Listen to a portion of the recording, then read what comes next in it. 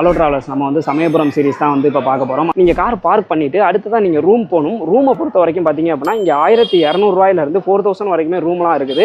பக்கத்துலேயே நிறைய ஹோட்டல்ஸ் இருக்குது, ரூம்ஸ் இருக்குது. அப்படிங்கிறதுனால நீங்கள் இங்கேயே ரூம் எடுக்கிறது அப்படின்னா எடுத்துக்கலாம்.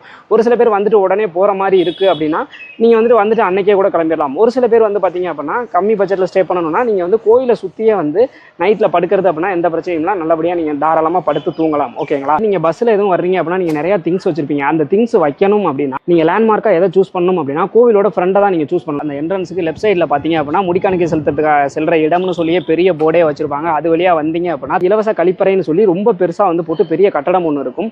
அது உள்ளர போனீங்க அப்படின்னா அதுக்குள்ளே தான் பொருட்கள் பாதுகாக்கும் இடம் அப்படிங்கிறதும் இருக்குது. ஆனால் அந்த இலவச கழிப்பறைங்கிறத மட்டும்தான் எழுதியிருக்காங்களே ஒழிஞ்சு அந்த பொருட்கள் வைக்கிற இடத்த வந்து ரொம்ப சின்னதாக உள்ளர எழுதி வச்சிருக்காங்க. நீங்கள் அதுக்குள்ளர போயிட்டு அந்த பொருளை வச்சுட்டு அப்படியே நீங்கள் பாத்ரூம் எதுவும் போகிறதுனா போயிட்டு திருப்பி வெளியில் வந்தீங்க அப்படின்னா அதுக்கு ஆப்போசிட்லேயே பார்த்தீங்கன்னா செருப்பு வைக்கிற இடம், ஃபோன் வைக்கிற இடம் ரெண்டுமே அந்த இடத்துல தான் இருக்குது. நீங்கள் ஃபோனை வந்து வைக்கிறதுனா அந்த இடத்துல வச்சிடலாம். நிறைய பேர் வந்து ஃபோனை உள்ளே எடுத்துகிட்டு போகிறாங்க. செக்கிங் ஒன்றும் நாங்கள் வர்றப்ப பெருசாக இல்லை. நீங்கள் வந்து கோயிலுக்குள்ளே என்ட்ரி ஆனதுலேருந்தே நீங்கள் செருப்பு வைக்கிறதுக்கு பார்த்தீங்க அப்படின்னா வந்துட்டு இங்கே செருப்பு வைங்க, உள்ள செருப்பு போட்டு போகக்கூடாது அப்படிங்கிற மாதிரி எல்லா கடைகள்லையுமே சொல்கிறாங்க. அப்படி நீங்கள் வைக்கணுன்ற அவசியம் கிடையாது. அப்படி நீங்கள் வச்சிங்க அப்படின்னா ஏதாவது அங்கே வந்து பொருள் வாங்குற மாதிரி இருக்கும்.